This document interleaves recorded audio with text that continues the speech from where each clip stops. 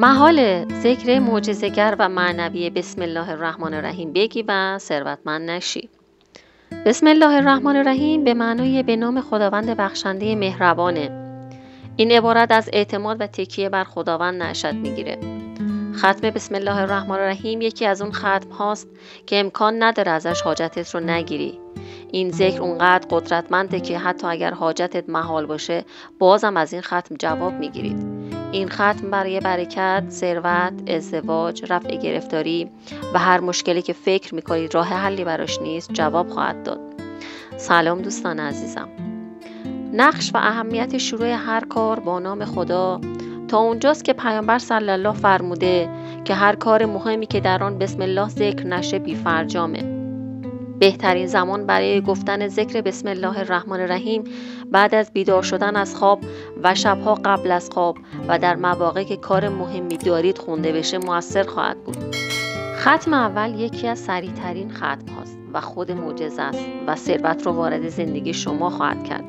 به این صورت که برای شروع از روز یکشنبه به مدت 40 روز رو به قبله با وضو بنشینید و ذکر بسم الله الرحمن الرحیم به حق بسم الله الرحمن الرحیم رو روز اول 100 مرتبه و روز دوم 200 مرتبه و تا روز 40 هر روز 100 مرتبه به ذکر اضافه کنید تا روز 40 ذکر گفته شده به 4000 مرتبه برسه. ختم دوم برای حل مشکل کلیه امور که مد نظر شماست بعد از نماز عصر روز جمعه رو به قبله بنشینید و بسم الله الرحمن الرحیم را تا اذان مغرب بگید و وقتی صدای اذان رو شنیدید سجده کنید و حاجت خودتون رو بگید و وقتی اذان تموم شد برای همه مردم دعا کنید و سپس 3 صلوات بفرستید و از پروردگار طلب آمرزش کنید. این کار رو 4 هفته نهایتاً 8 هفته انجام بدید.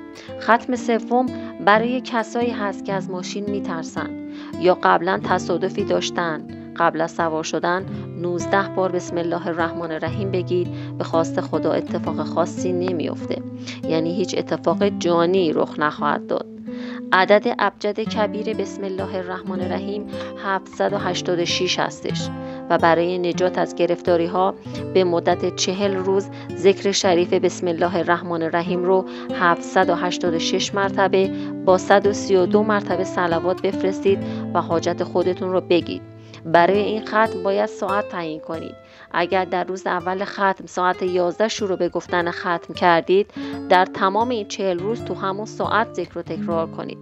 ختم دیگری که برای بسم الله الرحمن الرحیم وجود داره، ابتدا نیت کنید و وضو بگیرید، رو به قبله بنشینید و 100 مرتبه صلوات بفرستید و یک آیت الکرسی بخونید و به اطراف خودتون بدمید. حالا ذکر بسم الله الرحمن الرحیم رو 12000 بار تکرار کنید و بعد از هر 1000 بار 2 رکعت نماز بخونید و مطمئن باشید که حاجت شما برآورده خواهد شد. طریقه دیگه ختم بسم الله الرحمن الرحیم اینه که 3 نماز 2 رکعتی بخونید و در هر رکعت بعد از حمد 15 بار سوره شرح رو بخونید و بعد از نماز در حالی که رو به قبله هستید 786 مرتبه بسم الله الرحمن الرحیم بگید و سپس به سجده برید و حاجت خودتون از خداوند طلب کنید. دوستان عزیزم، ممنونم از شما که تا انتهای ویدیو همراه ما بودید. برای دیدن ویدیوهای بیشتر کانال ما رو سابسکرایب کنید.